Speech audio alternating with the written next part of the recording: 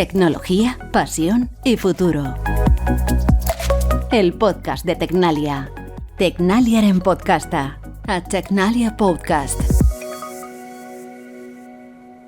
Nuevo episodio de Tecnología, Pasión y Futuro, en el que hoy nos acompañan, por un lado, Germán Pérez, responsable de renovables offshore de Tecnalia. ¿Qué tal? ¿Cómo estás? Muy buenas, Germán. Hola, Luis. Muy buenas. ¿Qué tal?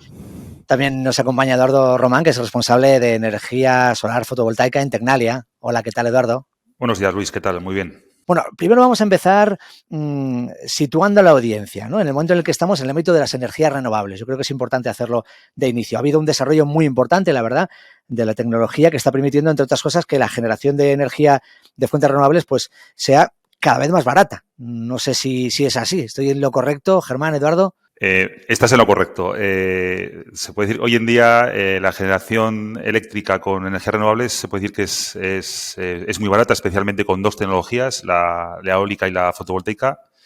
En términos de coste, con unas buenas condiciones climáticas de viento y de radiación solar, se pueden tener valores de 20, 30 euros megavatio hora, fácilmente incluso en España, en las mejores zonas de España, en el sur, por ejemplo, para la solar fotovoltaica, estamos alrededor de esos valores. Si lo comparamos con el precio medio del mercado eléctrico diario que se está dando estos últimos meses, bueno, pues podemos ver un poco el dónde se sitúan las renovables frente a ese coste.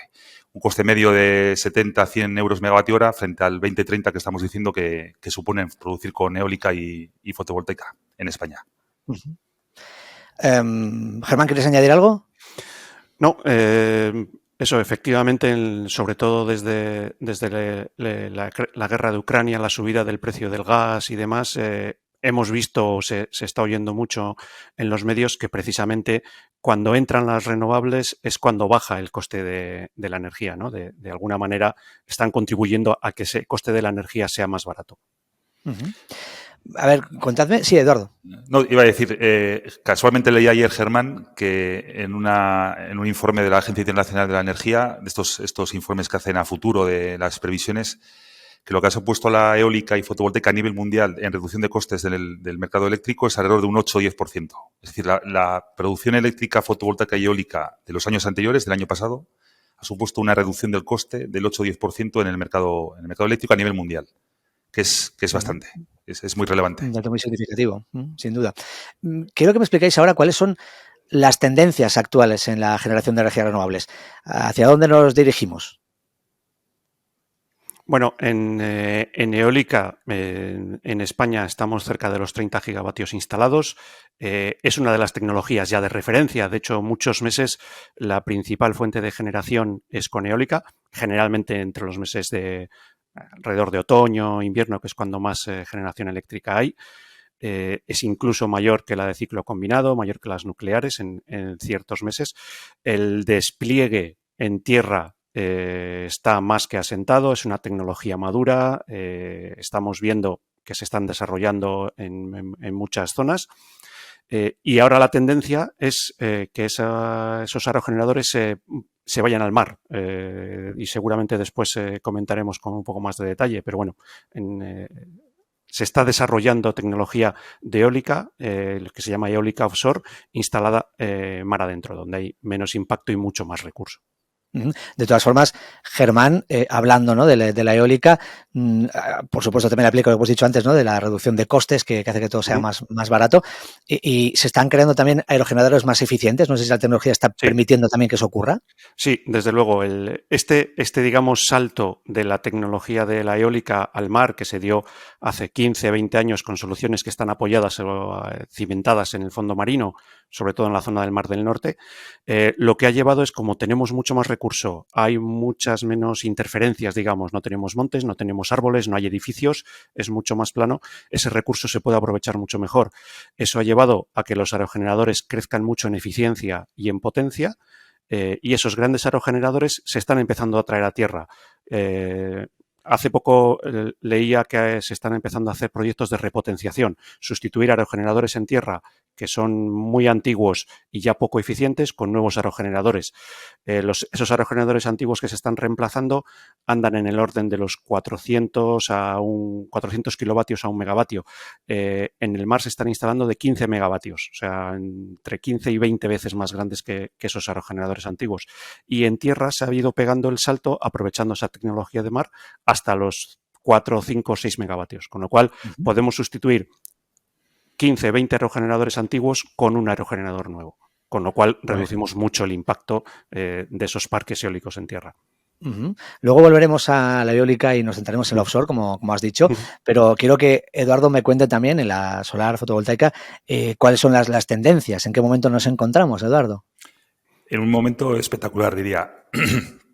Las tendencias a nivel de mercado e incluso a nivel de investigación, desarrollo, van sobre todo encaminadas a lo que llevan yendo desde que nació la tecnología, a reducción de costes y a mejora de la eficiencia. Esas dos valores, y también incluso meterían en el paquete la mejora de la durabilidad, el tiempo de vida de la tecnología. Esas tres variables, durabilidad, mejora de la eficiencia y reducción de costes, se están consiguiendo con nuevas tecnologías. Es una tecnología que es que evoluciona muy rápido.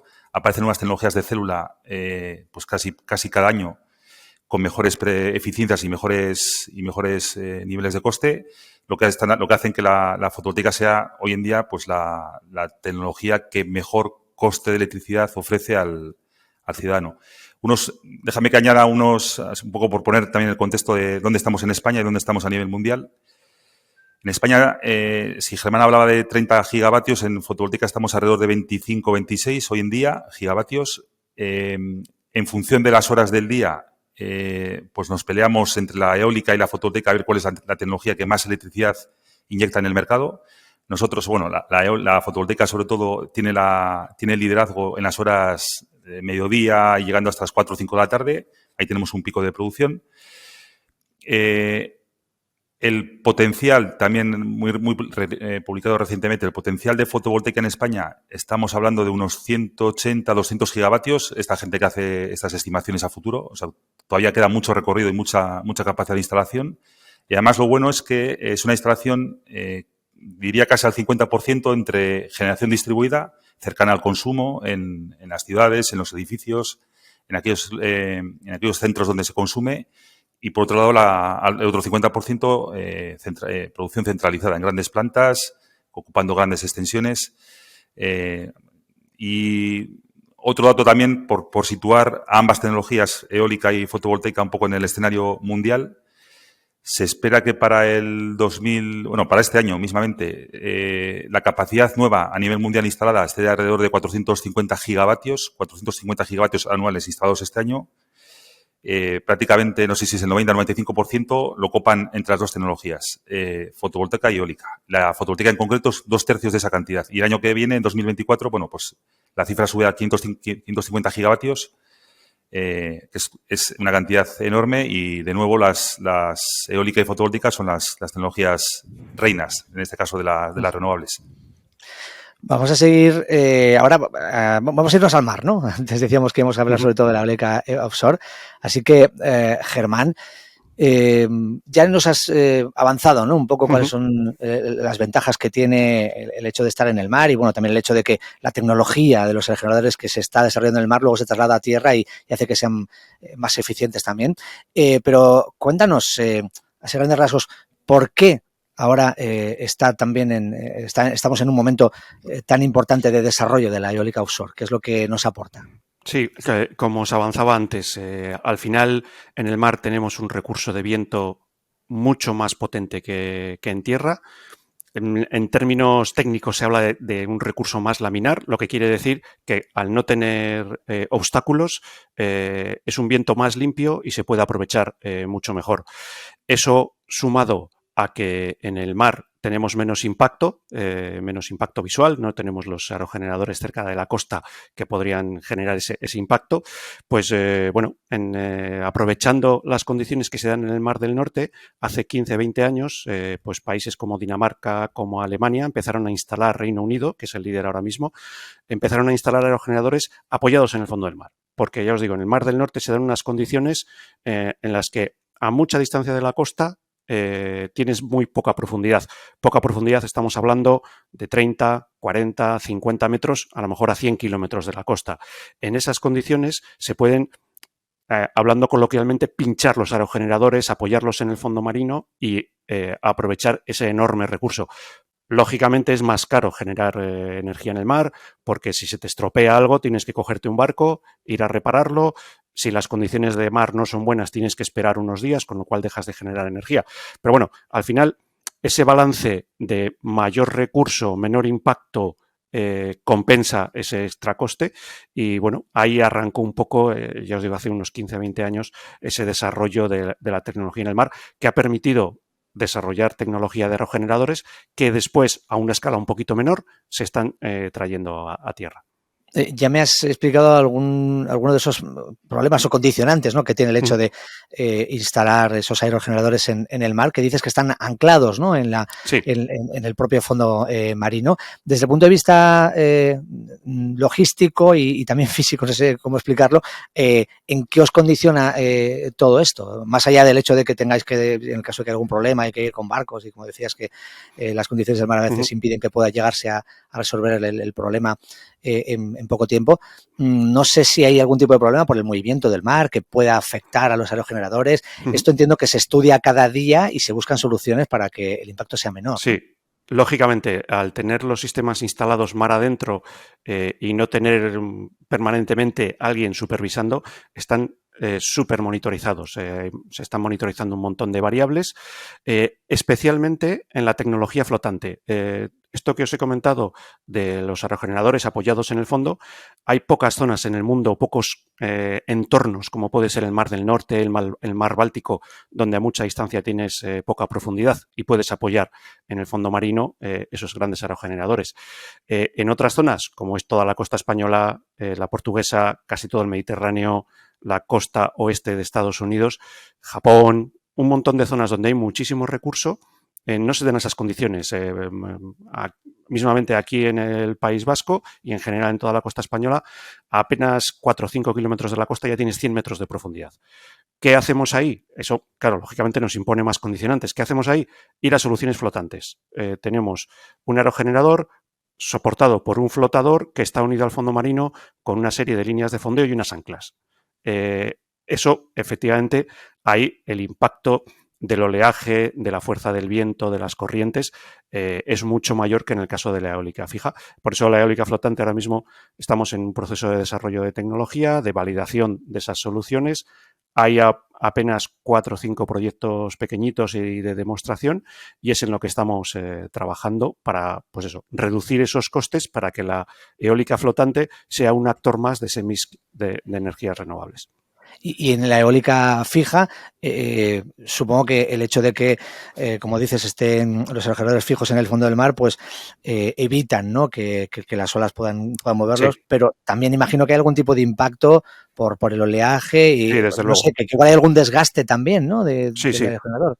Desde luego, todas las condiciones que se pueden dar en el mar, que se pueden dar en tierra con un aerogenerador apoyado con una cimentación, las tienes en el mar amplificadas porque además tienes eso, el efecto del oleaje en función de la profundidad, las presiones que tienes en la parte inferior de las estructuras y la más importante de todas en el mar, que es la corrosión.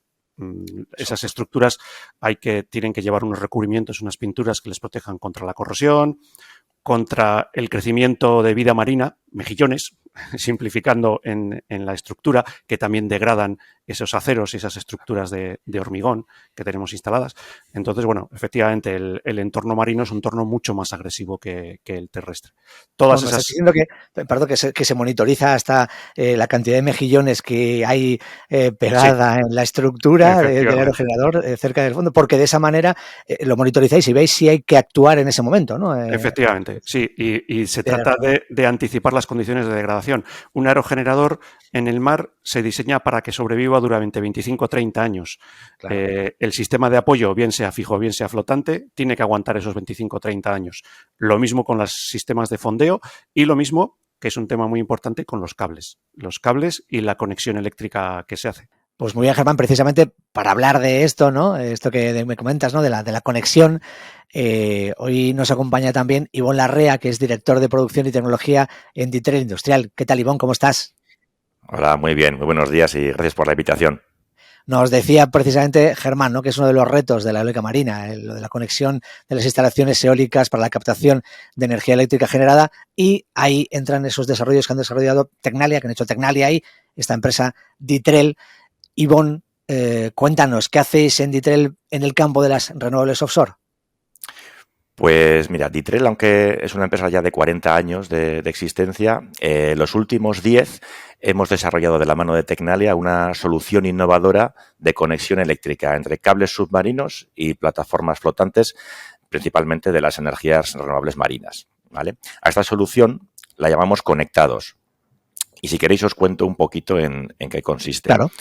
Porque es un conector, realmente el producto es un conector o preconector, como lo llamamos nosotros, porque permite trabajar con un cable submarino eléctrico en tierra, en lugar de como se hace ahora, que es tender el cable en el fondo del mar, cortarlo, pelarlo, limpiar cada conductor de potencia y de datos, todo offshore, y terminarlo allá, pues hacerlo en tierra, con el ahorro de tiempo y coste que supone. El coste offshore es mucho mayor que el onshore.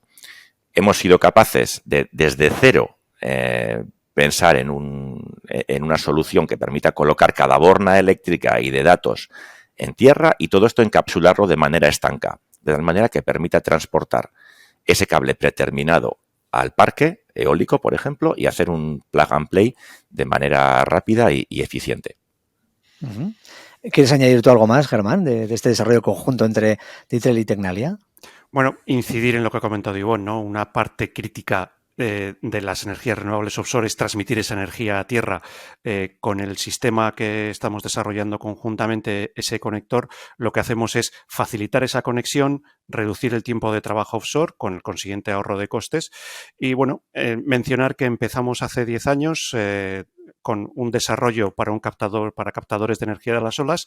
Después lo extendimos a eólica offshore y igual que os comentaba antes que han ido evolucionando las potencias de los aerogeneradores offshore, cada vez mayores, cada vez más grandes, hemos ido adaptando ese desarrollo a los requisitos que nos imponen los aerogeneradores que cada vez son más grandes. Uh-huh. Oye, Ivonne, yo quiero que me cuentes un poquito más de la empresa. Me dices que lleváis 40 años, aunque son 10, ¿no?, los que lleváis en el mundo de las renovables offshore, pero cuéntanos, ¿dónde viene la empresa y por qué dais ese paso, ¿no?, para centraros en las renovables offshore? Imagino que desde el principio, por lo que veo, por las fechas que me decís, desde el inicio de la mano de Tecnalia, ¿no? Sí, así es. Sí, en la empresa, pues desde hace 40 años se vienen estampando productos de alambre para el sector eléctrico onshore, que son aisladores eléctricos de líneas aéreas suspendidas. Nada que ver con el offshore. Pero sí que veníamos viendo ya en nuestros planes estratégicos la necesidad de diversificar, porque al final todos estos herrajes metálicos vienen de China a un costo mucho más inferior, ¿no?, al que podemos fabricar nosotros. Entonces sí que veíamos la necesidad de diversificar. Y casualmente, Tecnalia estaba allá por 2012 o 2013 con una campaña que se llamaba el Wake Up, donde ofrecían soluciones de diversificación. Y fue un poco pues el matrimonio perfecto, ¿no? Ellos nos ofrecían esta idea conceptualmente y nos gustó porque no era alejarnos demasiado del trabajo en torno al acero y bueno, nos encajaba un poquito como concepto y por la cantidad a invertir, ¿no?, por nuestra parte. Entonces, a partir de ahí comenzamos con un proyecto que ahora a día de hoy ya se ha transformado en un producto y sí que nos está empezando ya a permitirnos esa diversificación que buscábamos hace 10 años. Interesante. Luego volveremos a hablar un poco también de vuestra empresa y de la relación con Tecnalia, pero quiero regresar a la fotovoltaica, ¿no? Y vamos a hablarlo con Eduardo. A ver, Eduardo, estamos acostumbrados a que los parques fotovoltaicos ocupen, bueno, es la imagen que tenemos en la cabeza, ¿no? El ciudadano medio es la imagen que tiene, ¿no? Grandes extensiones de campo, ¿no? En zonas rurales, es lo que habitualmente tenemos presente, pero la tendencia es integrar la fotovoltaica allí donde realmente la necesitemos, ¿no? Donde la energía, donde estemos realmente usando la energía que genera. En nuestros edificios, en los propios coches, ¿no? En los vehículos en general. ¿En qué punto estamos en este desarrollo de la integración? Luis, estás en lo cierto, ¿eh? Esta afirmación que estás haciendo es lo que está ocurriendo. Hay dos hechos que están promoviendo esta integración de fotovoltaica en productos, en servicios, en aplicaciones y en usos que hasta ahora no lo requerían. Básicamente son la reducción de costes, esta que hemos dicho que se persigue continuamente en la tecnología. Reducción de costes, lo que en el año 1980 costaba 100, hoy cuesta 1. Es ese nivel de reducción de costes de la tecnología. Si no nos vamos tan lejos, lo que en el año 2000 costaba 100, hoy cuesta 10. Es decir, un 90% de reducción de costes del año 2000. Y paralelamente, ese incremento en la eficiencia de la tecnología, también cito el año 2000, pues un panel fotovoltaico, una célula, estaba alrededor del 13% de eficiencia. El 13% de la energía que viene del sol en forma de radiación solar se transformaba en energía eléctrica. Hoy en día ese 13% se ha convertido en un 21-22% de forma bastante habitual. Estos dos factores han hecho que el coste de la electricidad fotovoltaica se reduzca enormemente, muchísimo, y ha hecho precisamente que allí donde antes no lo pensábamos, pues ahora cualquier aplicación, cualquier producto, cualquier necesidad de electricidad se piense en la solar fotovoltaica para cubrirla. Has hablado antes creo que has citado el edificio, por supuesto, pero luego otros sectores, infraestructuras urbanas, mobiliario urbano. Bueno, estamos acostumbrados a ver parquímetros con la solar fotovoltaica. El propio medios de transporte, vehículos que pueden ser utilitarios, pero pueden ser camiones, autobuses, aeroplanos, drones con movimiento perpetuo. Es decir, cualquier aplicación. Bueno, y luego hay una gran tendencia, obviamente, que es la electrificación del calor.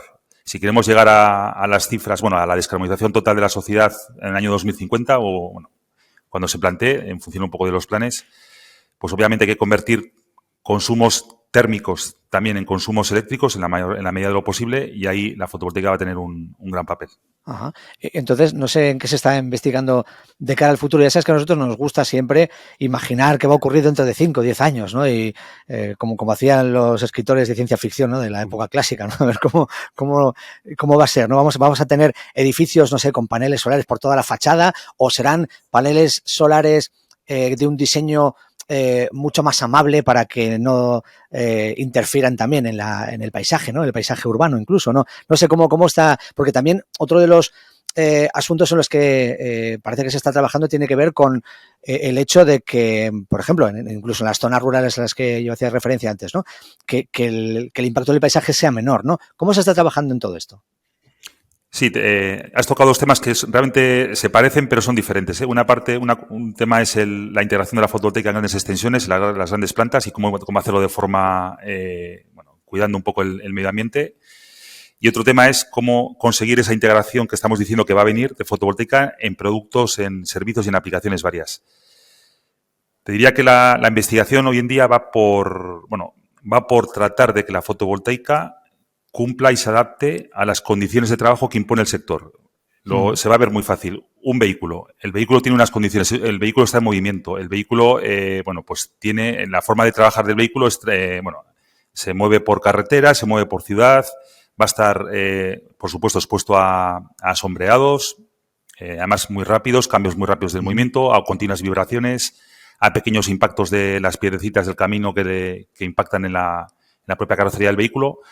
Es decir, esa serie de condiciones que son propias de la aplicación final, bueno, son las que un panel fotovoltaico también va a tener que soportar, va a tener que cumplir, y además, bueno, pues con los tiempos de vida que estamos diciendo que requiere la aplicación. Es decir, un coche, pues el tiempo de vida igual no son los 35 años, pero igual son 10, 15 años. Ese panel fotovoltaico que se integre en esa carrocería del vehículo, pues tendrá que durar lo que me exija y tendrá que cumplir con los estándares que me requiera la aplicación, el uso final.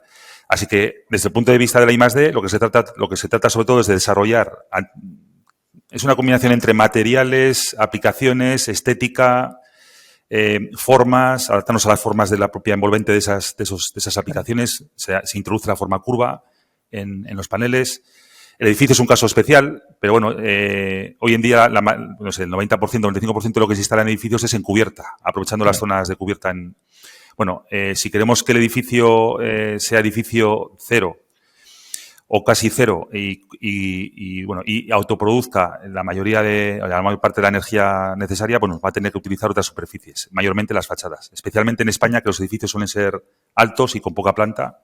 Así que, bueno, vamos a tener que utilizar fachadas sí o sí. Y lo que hay que hacer es utilizar esa fachada de forma inteligente, estéticamente integrada, en colores, en formas y bueno, por ahí va un poquito la I+D en este campo.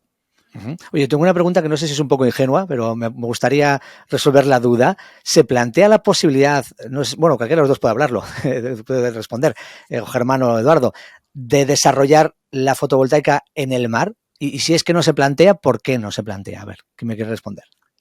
Germán, empiezo yo si quieres, que de esto... Sí, perfecto. Yo diría que, y además como va a quedar grabado, pues perfecto, lo oiremos dentro de 15 años. Yo diría que sí que se plantea fotovoltaica flotante en mar, en offshore, que llamamos. Digamos, y también por contextualizar, la fotovoltaica flotante en onshore, digamos, en tierra adentro, ya es una realidad. Hoy en día estamos ya en niveles de gigavatios de capacidad instalada, sobre todo en lagos, en balsas de riego, claro. Son las principales superficies de agua pues que son susceptibles de cubrir con fotovoltaica.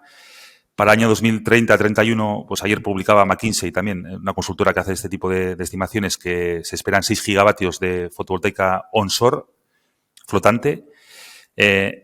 La cuestión es si esa fotovoltaica flotante que ya se da en tierra, si va a ir al mar. Y yo diría que hoy en día, en el año 2023, no se ve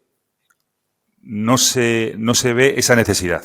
Vale. Digamos que por paralelismo con la eólica offshore, en tierra todavía hay muchos lugares, muchas aplicaciones, muchos sitios que cubrir con fotovoltaica. Es decir, el recurso es infinito, las tierras son infinitas. En términos infinitas, entiéndaseme bien, en términos de fotovoltaica.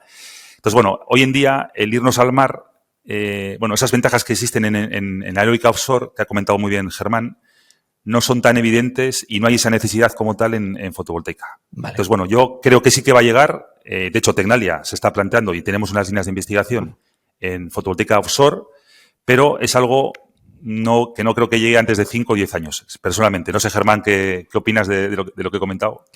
Totalmente de acuerdo. Y el despliegue de la fotovoltaica flotante en ámbito marino vendrá también propiciado por la reducción de costes de la eólica flotante. Ahora mismo la eólica flotante se ha alimentado de la experiencia de la eólica fija al fondo, pero tiene sus propios retos. Hablábamos antes de las cimentaciones, los flotadores, que son más caros, las líneas de fondeo, cables dinámicos que van a estar sometidos a cierto movimiento.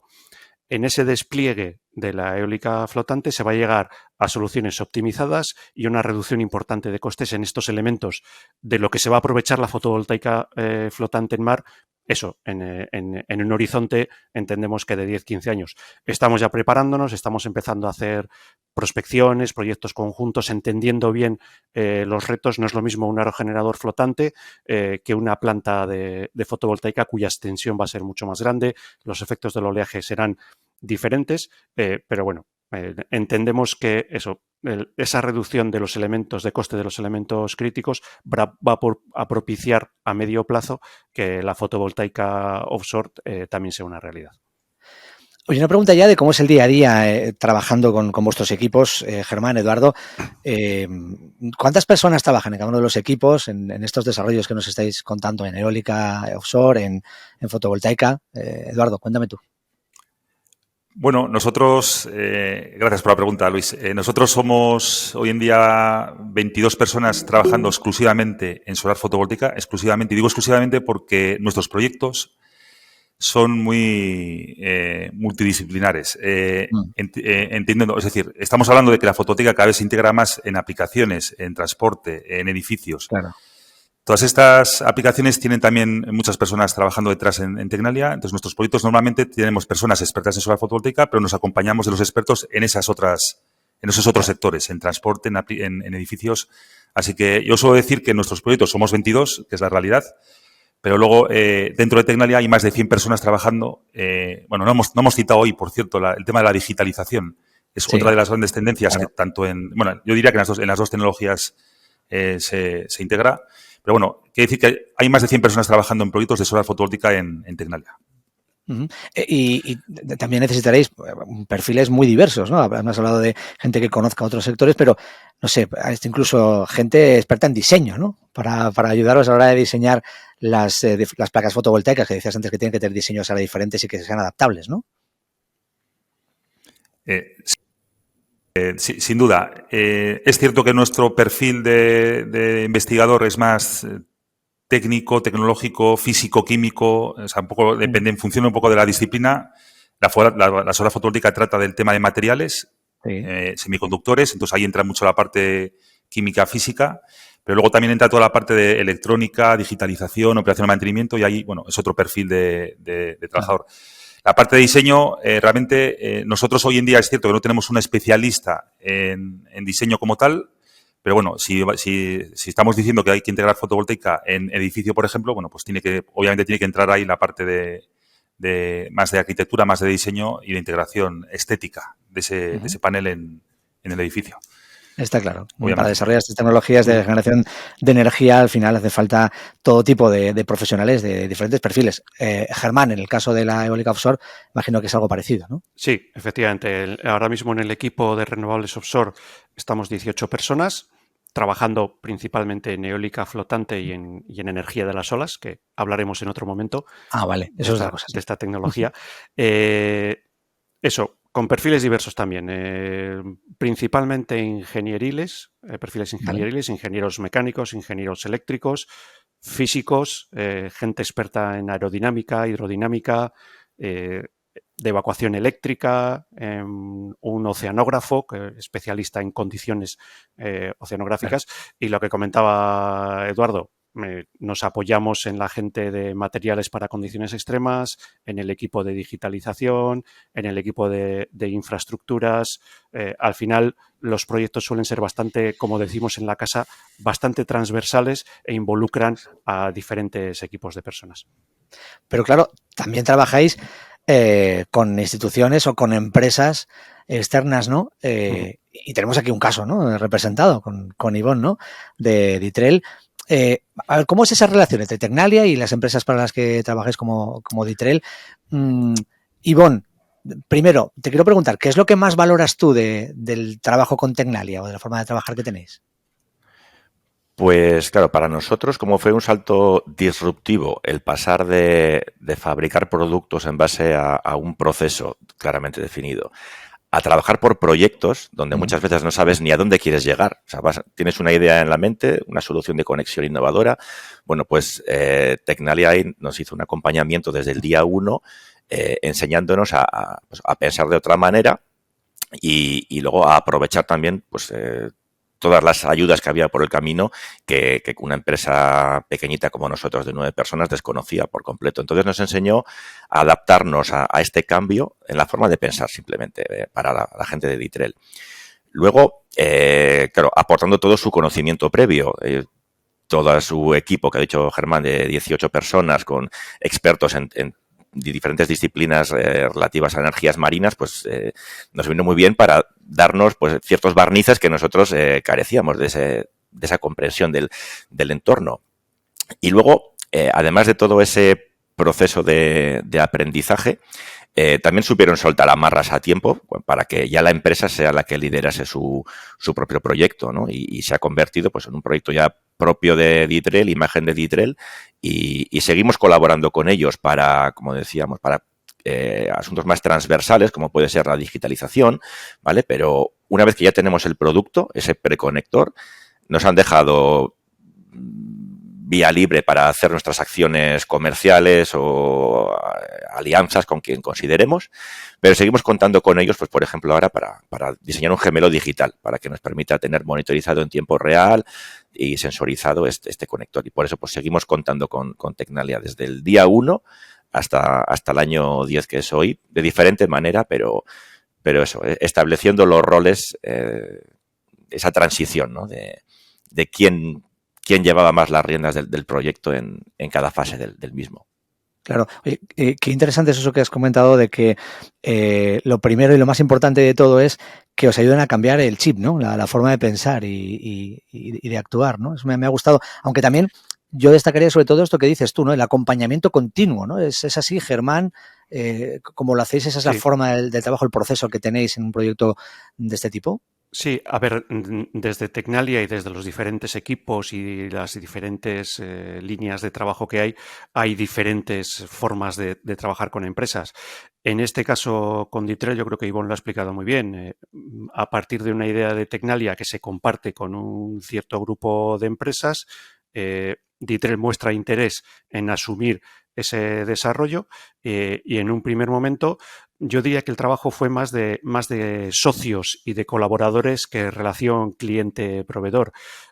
Fuimos buscando cómo, junto con Ditrel, cómo conseguir financiar ese desarrollo conjunto que hicimos y después, pues eso, poco a poco, intentando identificar oportunidades y dejando que se asocie esa marca, ese producto a la empresa, a Ditrel, independientemente de que nosotros pues sigamos apoyando en desarrollo tecnológico. Hace poquito hemos acabado el tema de la certificación del producto. Entonces, bueno, es un esquema, digamos, de trabajo bastante habitual en Tecnalia. Una última cosa antes de terminar, sí. Sí que recuerdo todavía las primeras conversaciones durante los primeros días, ¿no? Cuando Tecnalia vino a la puerta de Ditrel, bueno, o coincidimos mutuamente, ¿no? Y nos decía, tenemos una idea que es la leche, que es muy buena y tal. Y claro, nosotros como empresa desconocedora, lo primero era desconfiar. Decir, ¿cómo es posible que ahora nos diga Tecnalia que tiene una idea que nos va a hacer, vamos, diversificar, tener un producto de éxito? ¿Por qué no lo llevarán a cabo ellos? Dando por hecho que sabíamos que hay cosas en el mar que ya se conectaban, ¿no? Y sí que ese proceso ahí de cuando ya fuimos crédulos fue a través de esa pedagogía que nos supieron transmitir a través de decir, joder, es que una plataforma eólica de oil and gas, una plataforma de oil and gas necesita una conexión submarina, está claro, pero se puede permitir un coste desorbitado con unos conectores sobredimensionados y tal, pero es que cuando llegue o energía de las olas o la eólica flotante hay que atacar el LCOE. El LCOE, pues al final es atacando todos los puntos de la instalación, desde las palas hasta las anclas, pasando por los cables, plataformas, etcétera. Entonces, bueno, empezamos a creérnoslo y luego también esa interacción con actores realmente fundamentales, ¿no? Con grandes empresas que nos, joder, pues estos chicos de Tecnalia realmente lo tienen bien pensado, porque ibas a hablar con, no sé, con desarrolladores de Iberdrola o de Repsol, de Acciona y, joder, te quedabas gratamente impresionado de que ellos sabían de lo que estaba hablando Tecnalia y de que era una idea, pues por lo menos como idea era tenía visos de ser un éxito. Luego está de la manera de la que la desarrolles, ¿no? Pero sí que recuerdo ese proceso de ser incrédulos a creer a través de esa pedagogía muy bien llevada. Bueno, te iba a preguntar precisamente para terminar que si consideréis que todo este camino se ha llevado a ser un caso de éxito, ¿no? Y yo creo que me acabas de responder, ¿no? Y es lo que queríamos mostrar hoy aquí también, ¿no? Entre esa relación entre Tecnalia y una empresa, pues ha llevado a un éxito para esta compañía, ¿no? Y para el desarrollo de una tecnología, que es lo importante. Sí, eso es. Al final, como empresa, pues siempre tienes unos planes ambiciosos, de decir que, bueno, pues de la que empiezas a hacer la inversión, pues que en 3 o 5 años empiezas a tener retorno. Eso, a lo largo del camino, ha cambiado un poquito, porque la estrategia inicial era captadores de energía de las olas, te hablo de 2013. Luego ya, a mitad de camino, diversificamos o giramos un poquito hacia eólica offshore flotante. Entonces, está llegando el éxito igual más tarde de lo esperado inicialmente, pero los pasos se han dado de manera correcta y por eso ahora sí que estamos en esa condición de poder decir, sí, ya estamos poniendo productos en el mar con clientes privados y fuera ya de proyectos de demo que pueden estar auspiciados o subvencionados por la administración. Ya sí que es un producto vendible y comercializable. Pues nos ha encantado conocerlo, conocer esa relación entre Ditrel y Tecnalia y, sobre todo, aprender mucho más, ¿no?, sobre las renovables. Eduardo Román, muchísimas gracias. A vosotros. Germán Pérez, gracias también Placer. por haber estado este rato con nosotros. Muchas gracias a vosotros. Y Ivonne Larrea, gracias y mucha suerte también. A vosotros por la oportunidad. Muchas gracias. Hasta la próxima.